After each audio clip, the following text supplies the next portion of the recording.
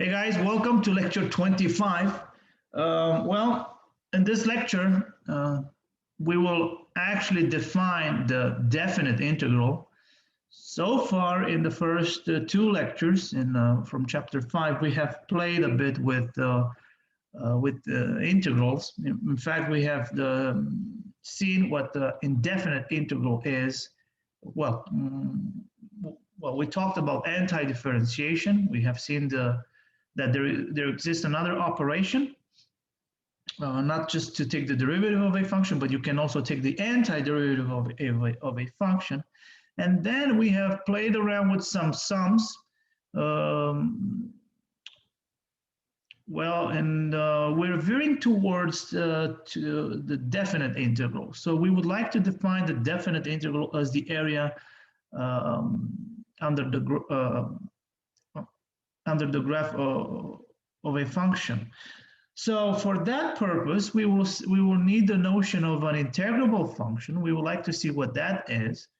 And we would like to see now, we would like to connect the dots and see how can we relate that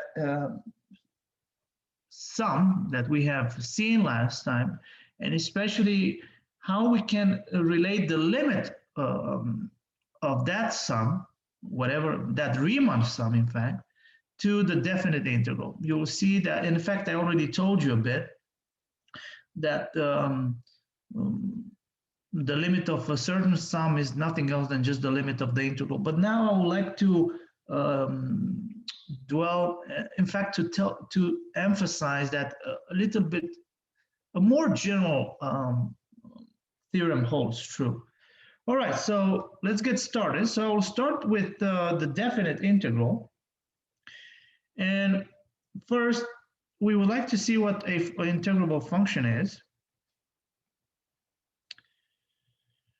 Okay.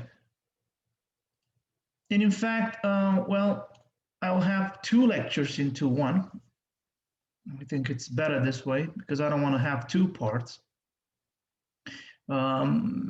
In the material that I sent you, by the way, I sent you a video twice. And why did I do this? Well, I did this because that video, there were like two lectures glued. So, and if you, starting from the middle of the video, there was this lecture that we talk about today. All right. Okay. So first, let's start with the definition of the definite integral. And as you can see here, I have this, well, sum here. Looks kind of ugly, but it's not that ugly. It's actually very nice. And I think we've discussed about it through examples last time. This sum always popped out. Well, we say that if f is definite on a closed interval AB, we say that f is integrable on AB if this limit here, if the limit of this sum, so the limit as delta x approaches 0, and we have seen who delta x is last time, of the sum from k equals 1 to n of f of xk star, whatever that means, and we'll see that immediately, times delta xk. If this limit exists, we can actually, we'll write this in a precise way. You will see that when we split that interval into n equidistant subintervals, you will see that there is a way for me to rewrite this sum in a very explicit way. Well, let's see who are these guys. So this xk star, so this is the new element that you see, and you haven't seen it last time, is an arbitrary representative in the subinterval xk minus 1 xk. So, right, when we, let me remind you that when we have this interval here, let's say, look at this interval, let's say this is the interval AB, and let's just say x0, b is xn. Then we have subinterval, let's say x1, then x2, then x3, x4, and so on, all the way up to, let's say, xk minus 1, xk, all the way up to, let's say, xn minus 1. They don't have to be equally distance, and to xn. So these intervals, sub-intervals, let's say, x0, x1, x2, x1, x2, and so on, xk minus 1, xk, there are sub-intervals of interval a, b, right? So this guy here, let's say, xk minus 1, let me write it this way, xk. So this guy here is a sub-interval of AB. All right, great. So we need to take this limit into account, and maybe there is maybe this limit represents something. Well, guess what? This limit is nothing else than just a definite integral of f from a to b, and we will write this as the integral from a to b of f of x dx. In other words, I can say that this is the integral from a to b of f of x dx. Right? That's what we can say. So that's, well, actually the definition, I don't want to, this is more like a theorem rather than the definition, but anyway, I don't want to get into details about the theorem. It's a little bit more complicated for a Calculus 1 course to explain the actual definition of Riemann integrability. So that's why I'm just going to stick to this. In fact, this is the theorem of Riemann, but anyway. And now we would like to see under what conditions, the main question that we would like to ask at this point is when we can integrate a function. In other words, when is a function integrable? So we would like to see that. So are there any sufficient conditions which will guarantee that a given function f is integrable? Well, yes. In fact, if I put my hands on a function that's really nice, a function that its graph is not interrupted. In other words, if I put my hands on a continuous function, then I'm done. So I'm totally safe with that. So in other words, the theorem, the major theorem which implies integrability is the following. So continuity implies integrability, but not the other way around. I want to stress this out. So this implies this, but the other way around doesn't hold true. So integrability does not imply continuity. And let me stress that again. Continuity implies integrability, but the converse is not true. So integrability does not imply continuity. In other words, if f is, well, we can say that if f is continuous on AB, then f is integrable on AB. So that's the way you can infer that a function f is integrable on a given interval AB. All right, now let's see an example. I'd like to see an example and look at this guy. So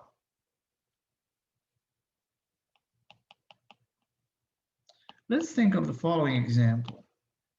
So we would like to estimate this integral. So far I haven't, you know from the definite integrals, so let me remind you that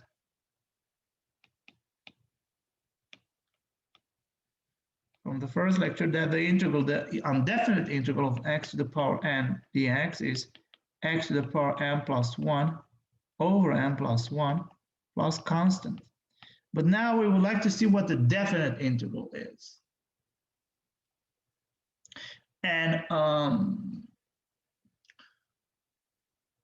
we would like to see what will be the integral from 0 to 1 of x squared. In other words, we would like to see, well, the area under the graph bounded by x and 1 of the function x squared. But anyway, let's not keep it like this. Now, what I would like to do is I would like to estimate this integral using left endpoints and equally spaced subintervals. But before we even estimate this, what is the first question that we need to ask ourselves?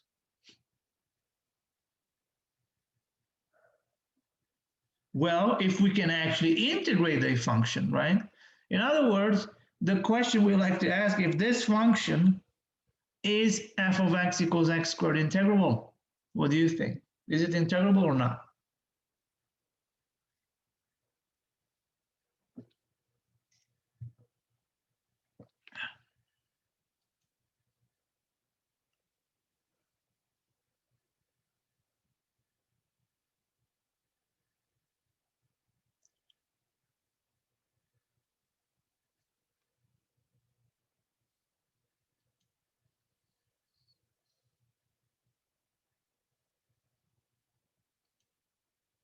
What do you think? Is it integrable?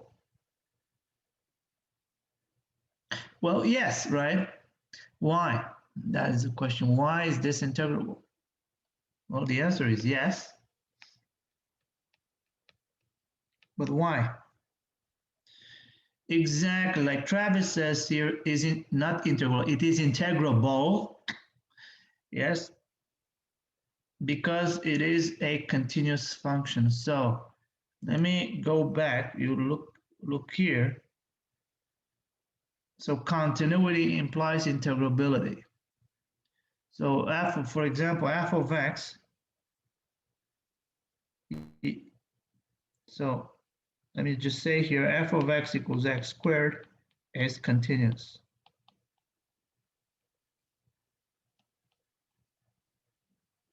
That's why we can integrate this. All right, great.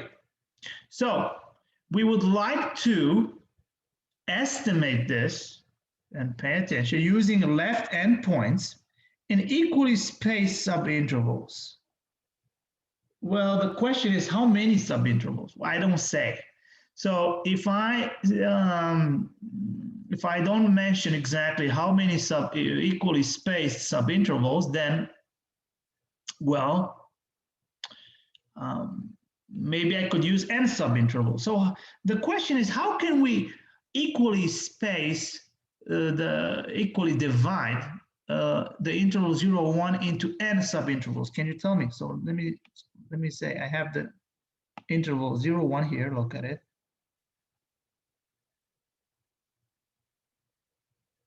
Let's just say this is 0, 1 here. How can we equally divide this? So this is, let's say, 1 over n here, 2 over n here, and then we keep going. Let's say 3 over n, let's put one more. And we keep going all the way to this k minus 1 over n, k over n, right? And we keep going to the last one, which is, oh, sorry about that, which is n minus 1 over n, and 1 is n over n. And 0 is 0 over n. And let me look at this subinterval here. Look at this guy here,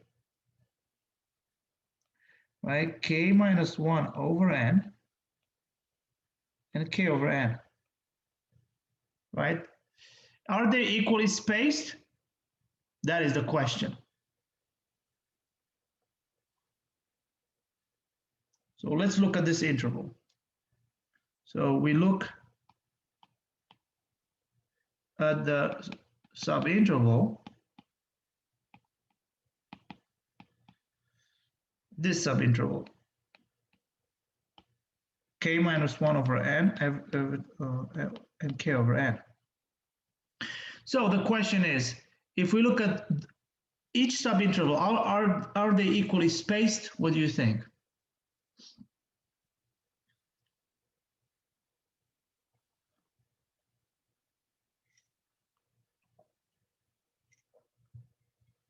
What do you think? Is the length of, what is the length of this interval? K minus 1 over n and k over n.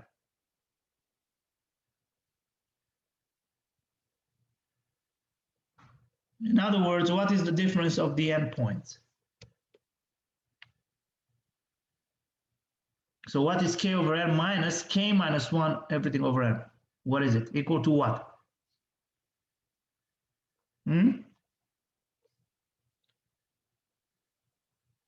Come on, tell me, don't be shy.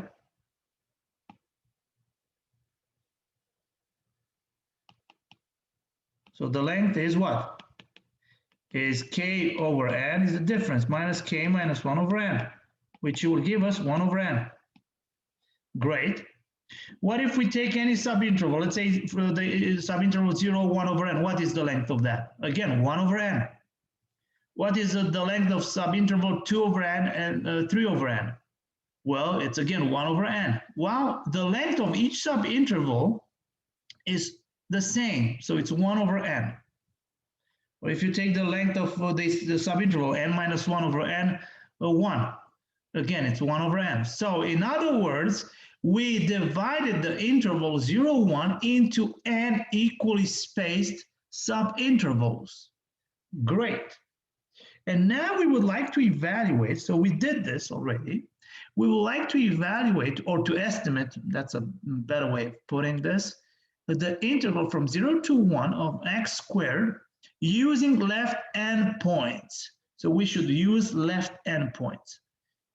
So what are the left endpoints?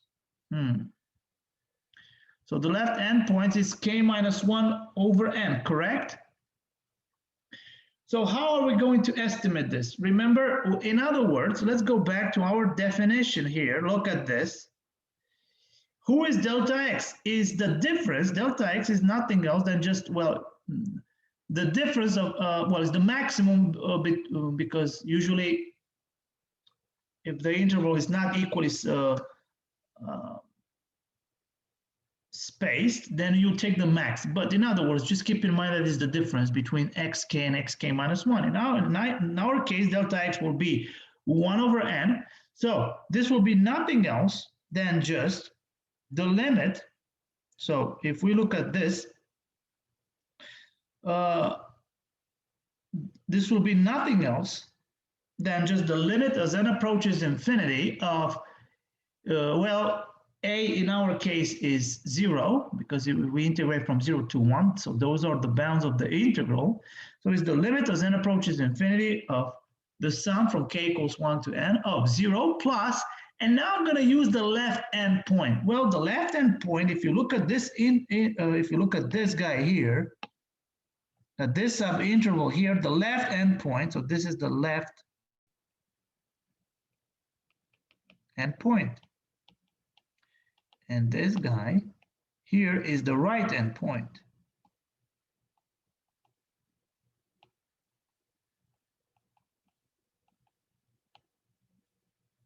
So I'm going to use the left point, which is, you can see it here, right?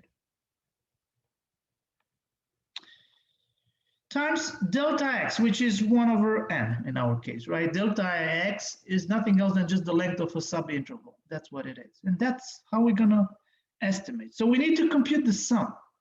Well, let's rearrange it a bit. So this sum will look like this. And now what to do with this sum? We have seen previously that we know how to compute this.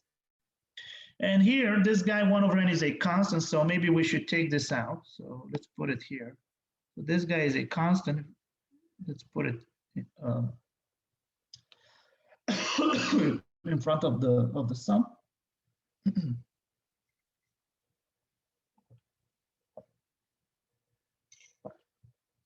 All right, great.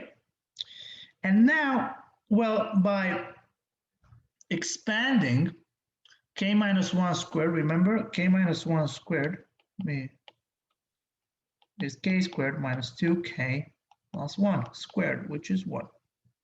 And you see it here, there. But also you can take this 1 over n here. You can also take this one here. So you have 1 over n cubed. Great. So now you have to compute this limit. And now we should be careful here because we need to compute this sum. So this sum needs to be computed. But this guy here, as you can see, I have the sum of some k squared minus 2k plus 1.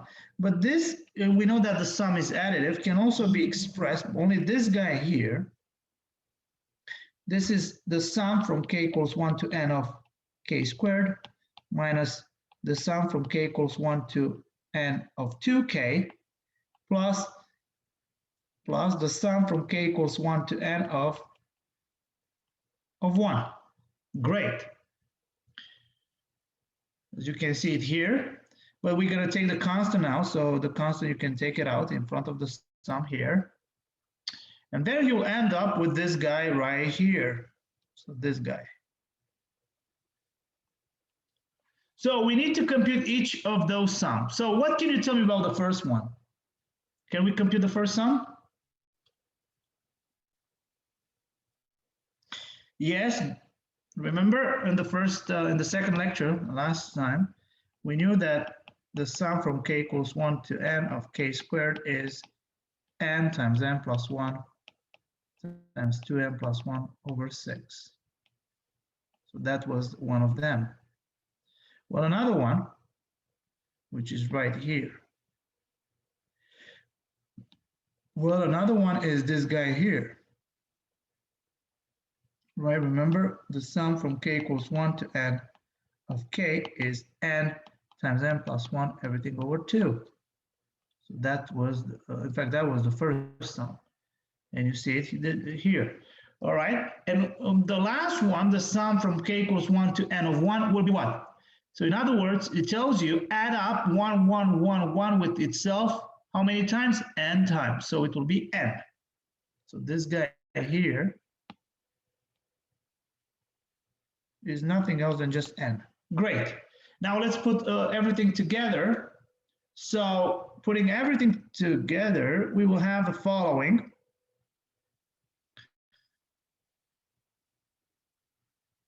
Right, we're going to replace by these sums, right? The first one is this guy here, right? So, okay, so this one is this one. There's a mistake here, I think, because it should have been plus. Anyway, so it's this guy here, right? This, then this guy here.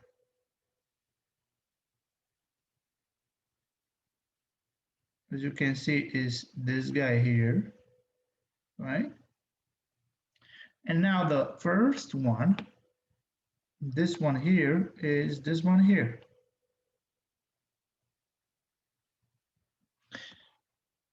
Right? And now the only thing we need to do is just, we need to do some computations here. So by just doing the algebra, I'm going to leave the details to you, but I hope you will check these details out. We end up with the limit, with this limit, as n approaches infinity of 2n cubed minus 3n squared minus 11n over 6n cubed. So what is the value of the limit, of this limit? Can you tell me? I think we have said a couple of things of the limit at infinity.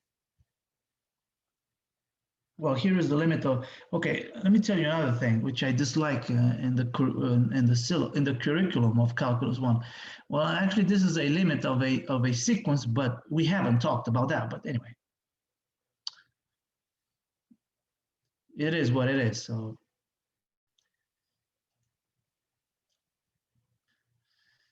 I'm sorry for that, but I did not design the curriculum, so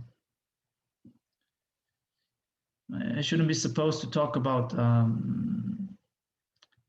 limits of sequences without telling what the sequence is. In fact, you'll learn in Calc 2 what the sequence is. So anyway, all right.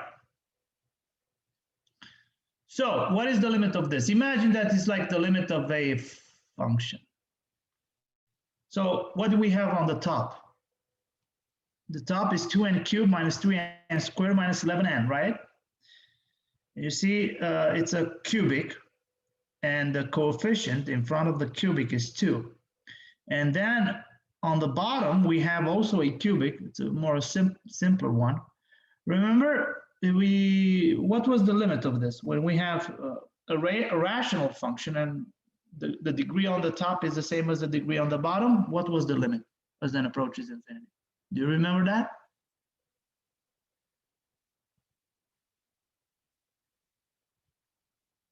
Well,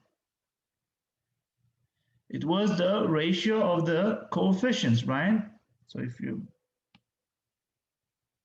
look at this, look, n cubed here, n cubed here. So the limit will be 2 over 6, which is 1/3. Well, we will see later on when we will deal with the fundamental theorem of calculus that this is actually the actual value of this integral. Wow. So you see how Riemann using these sums. So this is the hard way. So what Riemann wanted to do is just to put the foundation of integrals of what for what Leibniz and Newton previously, well, empirically said that this integral value would be like. And we will see this next time when we will discuss the fundamental theorem of calculus. So just using left points and Riemann sums, we can actually find that we can estimate this integral to be 1/3. In fact, that will be the actual value. So the estimate is quite good. All right, great. Now, let's actually say a bit more about this sum. Let's explore it a bit more. Well, if I have a continuous function, and let's just say f is non-negative on the interval AB, so we will say that the area bounded by the graph of f, the x-axis, and the vertical lines x equals a and x equals b, guess what is that sum? In other words, is this sum here.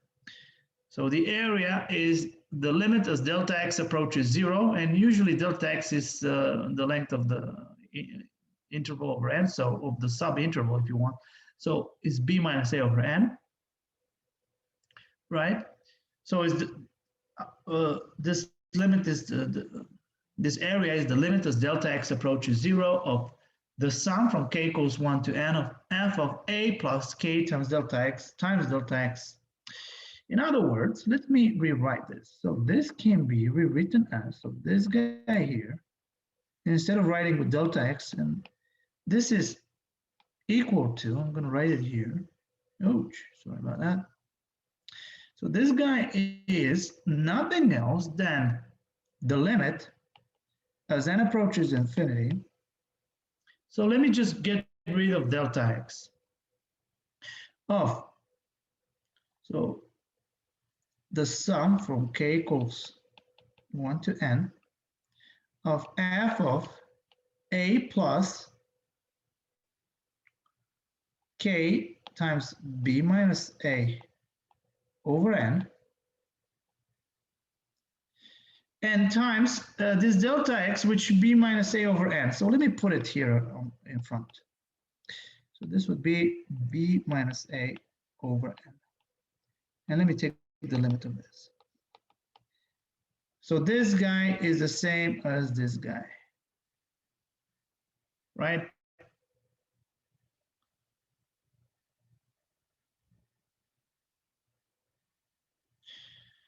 And in other words, this will be nothing else than just, we will see that this is the integral from a to b of Well, we have seen this last time. I told you from of f of x dx. So these two quantities are equal. So you either talk about this, the limit of this sum, or you talk about the integral. You're talking about the same thing. And as you can see here, I did something. These are the right endpoints. So pay attention to that, right? Because it's k over n. As you can see here, it's b minus a times k over n. You can also rewrite this. Let me rewrite this in the following way. Only this quantity here. This guy here, if you look at this, only this guy here can be expressed as a plus b minus a times, and this is k over n. So these guys here are the right endpoints.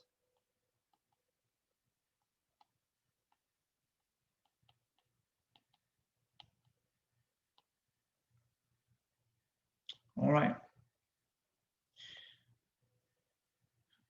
So this is what you need to know. You can also estimate using the left endpoints, as we have seen in the previous example, but you can also use the right endpoints. Well, I already spoiled this for you.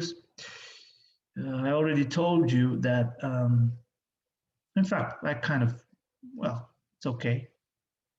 So we said that, and let me read the statement again, that the area bounded by the graph of f, the x-axis, and the vertical lines, x equals a and x equals b, is given by that sum. So that's the area. And we have said that this, the limit of that sum. And we have said that the limit of this sum is nothing else than just the integral. In other words, we can say the following. We can actually say that the area is nothing else than just the integral. Right, so if I have a continuous and non-negative function on AB, defined on the interval AB, then the area under the curve of y equals f of x on AB is given by the definite integral value on AB. In other words, we have this very beautiful formula. So if somebody asks you what is a definite integral, you say the area under the curve of a function, right? That's what it is. So given the graph of a function, let's say f, the area bounded by some numbers, the area under the curve is nothing else than just the integral. So that's what you need to know from this class. So in other words, now we have, we know what the definite integral is. There is, like I said, there will be one more ingredient. There is one ingredient missing in the whole picture, which is given by the fundamental theorem of calculus. And like I said, this will be the most important thing in this class, in the entire course, I would say. And that will be given, will be discussed next time. But now let's keep it with what we know so far. So what we know is that we know that at this point, the area under the graph of a curve is the integral, right? Bounded by a and b. Now let's see some properties of this new symbol of the integral, this definite integral from a to b of f of x dx. All right, so let's see properties. Let's see how we can operate with this. Well, the funny thing is that you can interchange the bounds. And when you interchange the bounds, is not as bad as it might look. So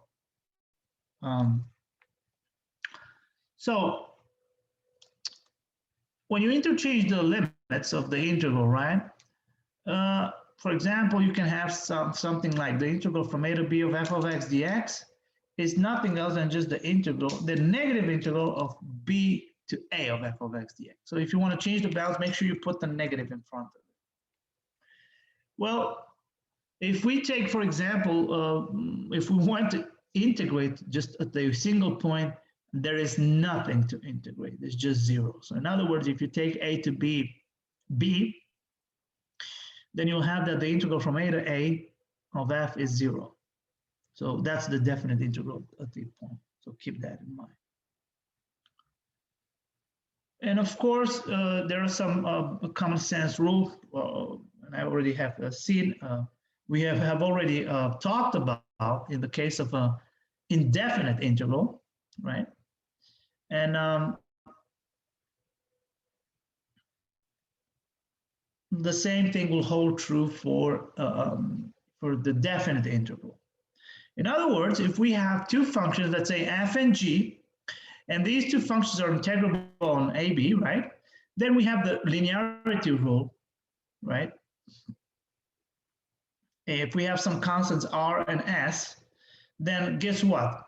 If we take this linear combination of f and g, like R times f plus minus s times g, right? So if we do this,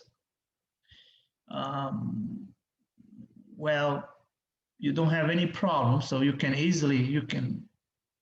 safely do whatever you want to do. So take the constants out and you can add the integral. So in other words, the integral of the sum is the sum of the integral and so on. So you don't have any problems. So that's the linearity rule. And I think I have told you in the case of indefinite integrals that when we deal with a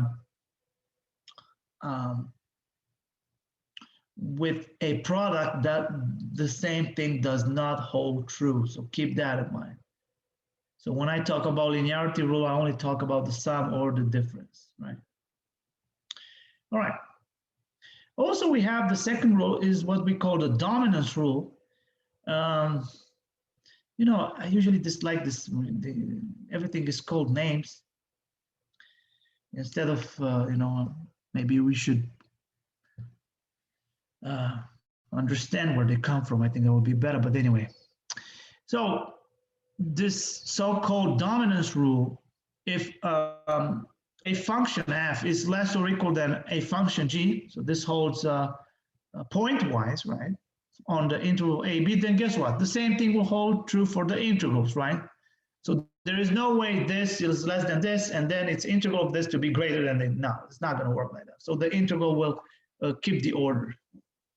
The inequality sign will stay the same. So the integral of f is less or equal than the integral of g. And now the subdivision rule. So if, in other words, if we want to split the integral into two integrals, if we want to do it this way, so the way we're going to do it is the following. And here I think I'm going to show you an example. So if I have a number c, right, which is between a and b, then the integral from a to b of f is nothing else than just the integral from a to c of f plus c to b of f, right? In other words, let me just show you an example here. Right, I want to show you this example. For example, if I have this integral, let's say from 0 to 2 of a function f of x dx. What you can do is the following. You can split that interval 0 to 2, and you can take 1 is in between them. So you can compute the integral from 0 to 1 of f of x plus the integral from 1 to 2 of f. Or you can split it from 0 to 1.999, right? And then you can take the integral of f plus the integral from 1.999 to 2. It doesn't matter. So you just have to pick any number between 1 and 2. All right, so I want you to look at these because I would like to show you an example. Right? So these are the common sense rules that you will deal with when we have definite integrals. And now let me show you an example. So let's do this example. So exercise, let's say. And I want you to think of it for a bit. So what does it say? And you have similar examples on your online homework. So what does it say exactly? It says the following: if the integral from -2 to 1 of f is 3, and the integral from -2 to 7 of f is -5, then the question is, what is the integral from 1 to 7 of f? So that is the question we would like to ask ourselves. So I want you to think a bit of this problem for a bit.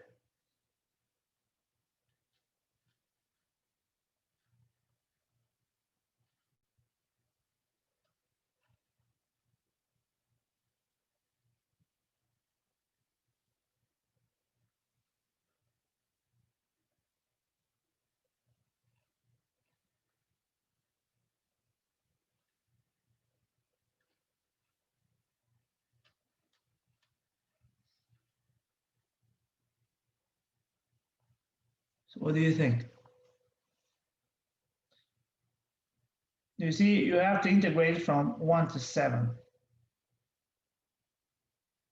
And you have, you know that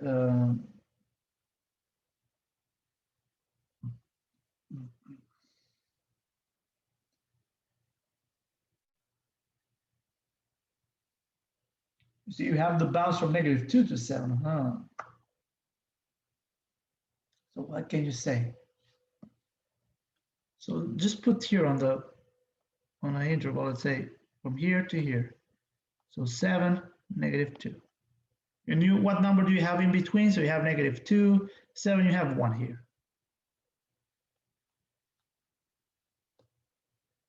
So what can you say?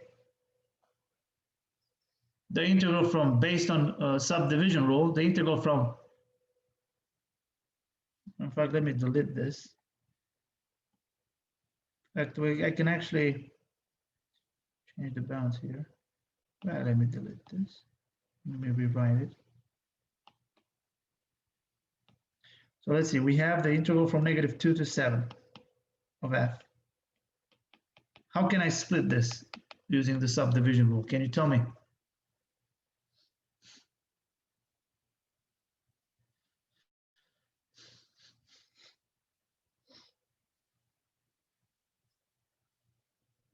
Hmm?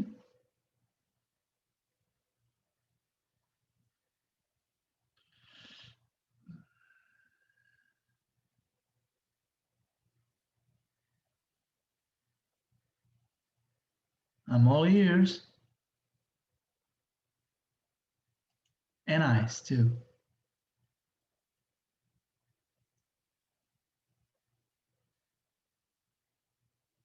-5, 3, what? I don't understand. Take it easy with me.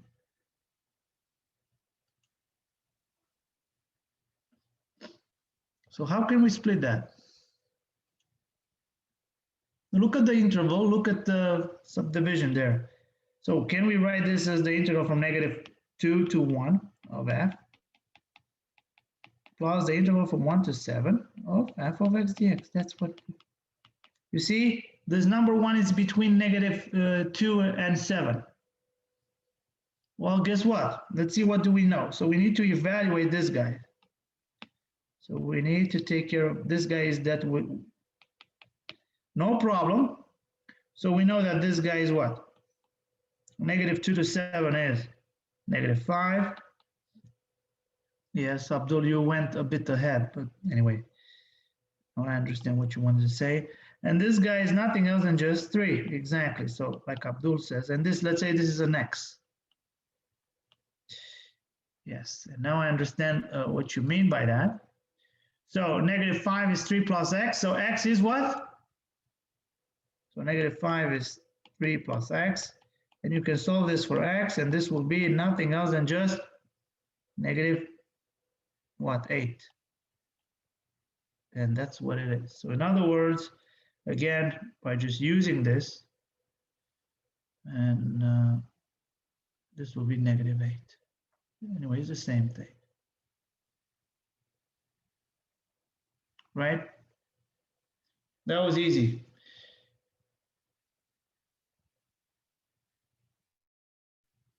Let's see a harder one. Does it make sense? Is it clear for everybody? So we just use the subdivision rule or the linearity of the integral, nothing else.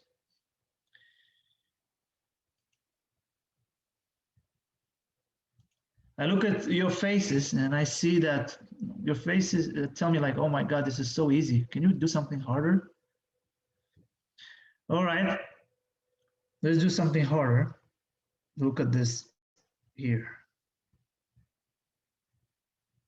So on the other exercise is this. So given that the integral from -1 to 1 of f is 0, and the integral from 0 to 1 of f is 5, find the integral from -1 to 0 of f. Then we want to find the integral from 0 to 1 of f minus the integral from -1 to 0 of f. Oh my. Then the integral from -1 to 1 of 3 times f, or the integral from 0 to 1 of 3 times f. Okay, think about it for a couple of minutes. So just look at what you know. So we know two things. Maybe it's a good thing for you to draw the interval. So keep in mind that you draw it from what? From -1 to 1, and you have some numbers in between. You have what? We have 0 here. That's it.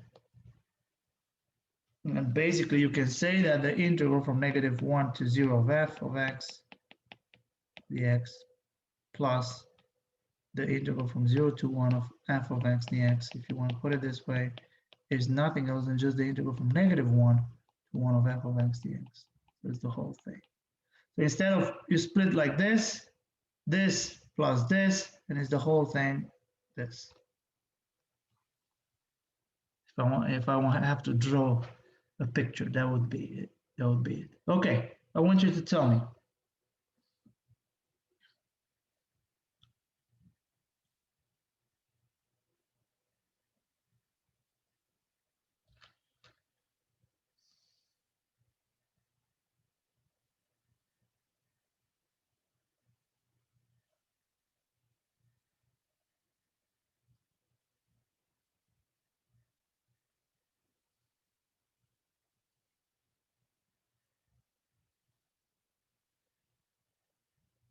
For example, C and D, can this be like immediately take this out of the way?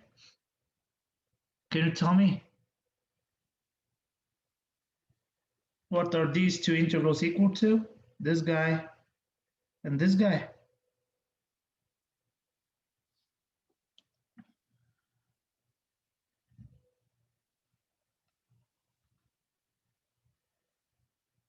What do you think?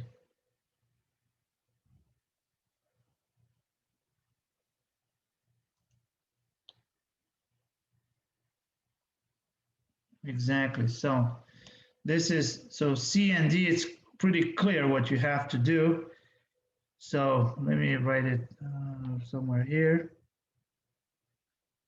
So -1, the integral from -1 to 1 of 3 times f of x dx is 3 times the integral from -1. Oops.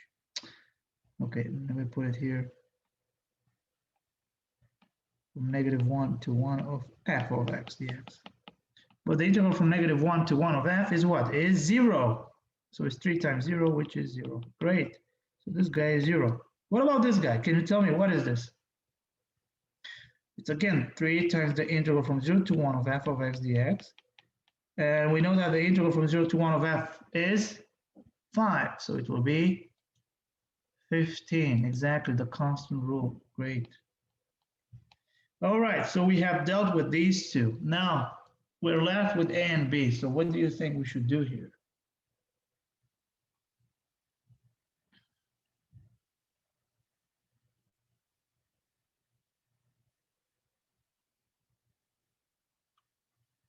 Well, so what do we know? Keep in mind that we know this guy here. So we have this relation here.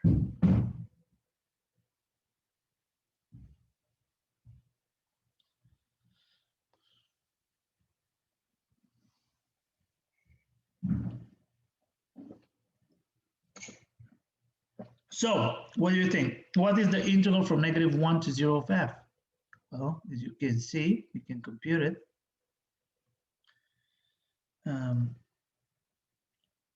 So let's see.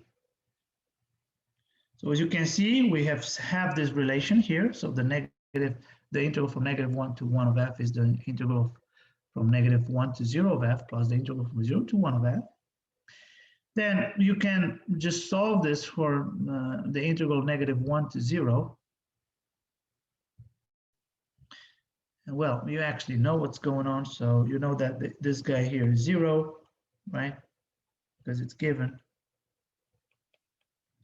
And you know that this guy here is 5. So you can solve this, and you can say that the integral from -1 to 0 of f is -5. Great, beautiful. Now let's see the second one. The integral from 0 to 1 of f minus the integral from -1 to 0 of f. Well, we already know these two quantities because we have found previously this guy here. So we're going to plug it in here. Keep in mind that this is -5. And then this will be 10. And then the same for C and D, we have already discussed them. So that's how we are going to play. So we just use the constant rule and the subdivision rule, and that's it. No big deal. I hope it's clear for everybody. Let's see, are there any questions regarding this example? So is it clear?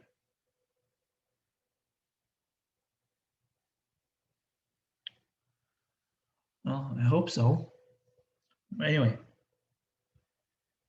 Well, let me talk about this a bit. So, well, we have seen a bit of indefinite and versus definite integrals. And the question is, what is the main difference between these two? And that's what I want you to remember from this lecture. So the difference is that the definite integral is a number.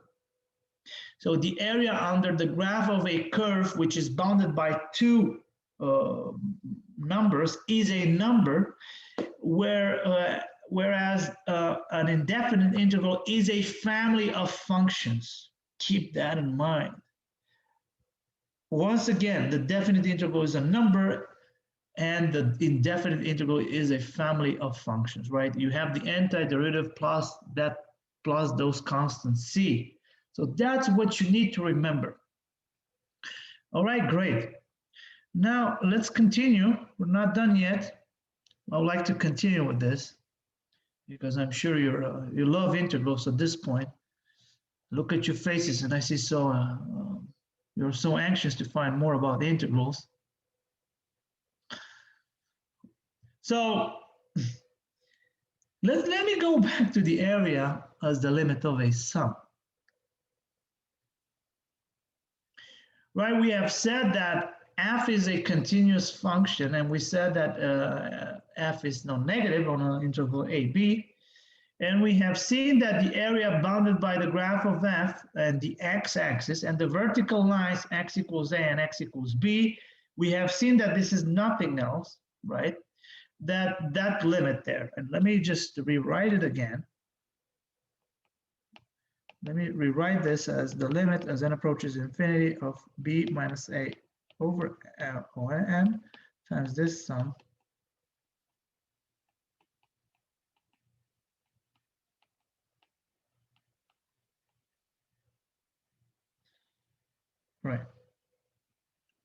right?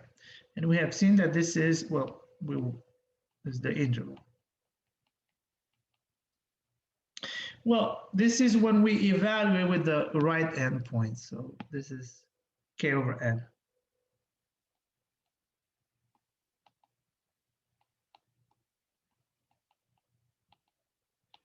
So this is what happens when we do this. All right, great. Well, let's just connect the dots now. And well, we have seen that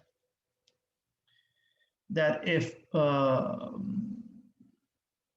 f is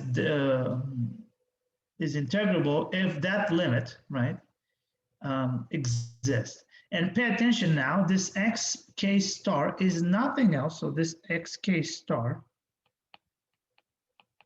is in this interval. Xk minus 1 is a representative in this interval.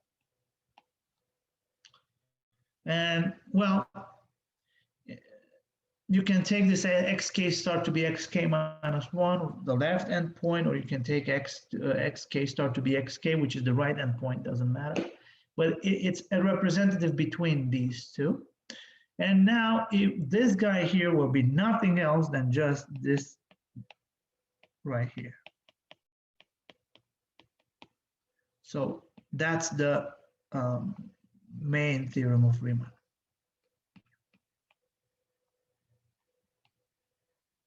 In other words, you can rewrite this a bit as in the following way. So let me just rewrite this sum. So basically, this is nothing else than just the limit as n approaches infinity of b minus a over n times, and now we should be careful a bit, the sum from k equals 1 to n of, well, if we want to write it in this way, it will be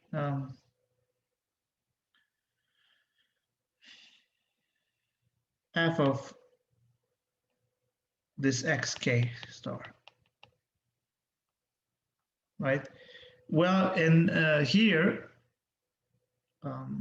this will be the integral from a to b of f of x dx. With xk star between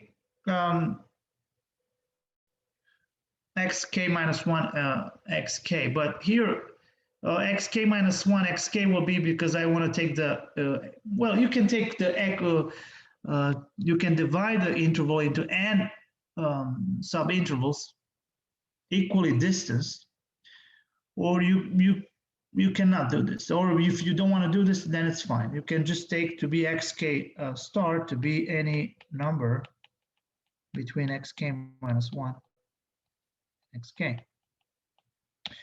But anyway, that's what you have to keep in mind.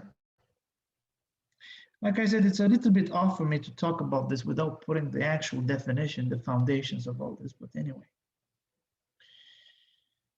Whatever.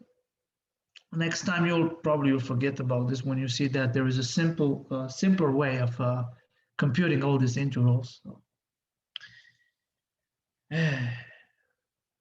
All right, great. So again, if I have a continuous function and non-negative, this is important because we will see what happens when the function is not necessarily non-negative all the time. So it's above the x-axis, but sometimes it goes below, and we'll see what happens to the area under the curve. Anyway, hold your breath, we're getting there. So if I have a continuous function f and a non-negative function on AB, then the area under the curve y equals f of x on the interval AB is given by the definite integral of f. It's exactly what I just said. So in other words, the area under the graph is the integral. That's what you have to remember.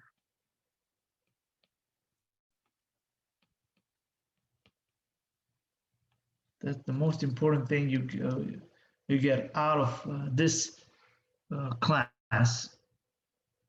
But you see, I'm imposing one condition here. So I'm saying that f is non-negative. You see, I'm imposing this condition here, right?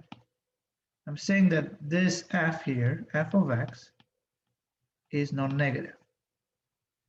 So that's the condition I'm imposing. Well, we can ask ourselves, and a natural question is, what if we lift the hypothesis of non-negativity for f, right? How we can reinterpret that integral? What can we say about it? Is it still the area under the graph of a curve? What do you think? What do you think is going to happen? Is it still? Well, still is. Because if f is f is negative, then you can take the negative f and it will be non-negative, right? So in other words, no problem. I just take the negative. The area will be negative, the integral. So for example, if f is non-negative, as you can see here, let me just look at this guy. Let's say that the curve is below the x-axis. It's like this. Keeps going. So this is y equals f of x. And you're interested in computing the area under this. So the area under the graph. Well, no problem. It's this guy here. So that's the area. This guy here. You can see it. The only thing is that since it's below the x-axis, it will be negative. So that's the only problem. But other than that, it's the same as this. It's the same area. So in other words, you can swap this and you can say it's the same thing, but with the negative in front of it. So that's the area. So it will be the area under the graph will be, instead of positive integral, it will be a negative integral. So that's it. All right. So in other words, you will say that this formula holds true. So the area will be negative, the integral from a to b of f of x dx. So it will be, you'll have a negative here. That's, keep in mind, this is important. But other than that, it's just the same thing. Or for example, you can have the graph of a function that goes up above the x-axis, then goes below, then goes above again. So let's see, what can we say in this situation? Well, in this situation, we can say that if we have a continuous function in a, b, and as you can see here, if we look at this graph, just look at this, you see this is the graph of f, it goes up, then it goes down, it goes below the x-axis, then again it goes up, goes down. And as you can see, I'm interested in computing the area in this portion from a all the way to here, to b, right? So this will be AB is a subinterval of 0 pi. And as you can see, we can compute, so this will hit the x-axis here. So it will go from positive to negative. And then you can write this as you can just divide the interval and you can just compute the area, the two areas which are on positive, right, as you can see here, and the area that's negative here. So you're going to subtract that. So in other words, you can say that if A1 and A2, right, if A1 is the sum of all areas of the regions where f of x is non-negative. In other words, this is A1 is this plus this. So it's the sum of the two regions, right? So this is A1 here. A1 and A1 here as well. And then you subtract this guy here. Oops. Let's just say this one, which is A2. So A2 will be the sum of all areas of the regions where f is negative. So you can write the integral of AB of the integral of this A1 minus A2, right? So, and that's it. Again, what is below the x-axis, you take it with negative. What is above, you take it with plus sign. So that's, so you don't, in other words, you going back to our question, you don't have any problems if the graph of the function hits below the x-axis. There's no problem. You'll take the negative sign when you compute the integral. So I want you to pay attention to this. because it might be tricky, especially when you have some kind of a function that at some point will hit below the x-axis. So anyway, all right. I think this is what I wanted to say for this for today. This is the third lecture, and we're almost at the middle. So the yet is the best is yet to come. So next time I will talk about a very, very, very important theorem. In fact, if you ask me, this is the most important theorem in the entire course. So what we're going to discuss next time, it's called the fundamental theorem of calculus. In other words, there is an easy way for us to compute definite integrals. And we will use this theorem to find the antiderivatives, to find the derivatives of integrals even. And yes, the fundamental theorem of calculus will be essential for that. Yeah, that will be next time. And then we will see some other techniques. Maybe next Wednesday, we will see some other techniques on how to compute integrals. Well, using some tricks like substitutions and so on. All right, I think I'm going to stop here. I'll have office hours in like 14 minutes. Feel free to stop by. Let's see, there's a question here. When is the last class? The last class, according to my schedule, is Monday, May 3rd. But probably the last class, maybe we won't have it. Depends. It's just I'll record a lecture, which is not relevant to your final exam about numerical integration formulas. But anyway, we'll see. But that would be officially the last class. But I'll keep you posted with this. Any other questions? All right. Okay, feel free to stop by if you have any other questions to my office hours. Okay, I'll see you. Take care. Bye-bye.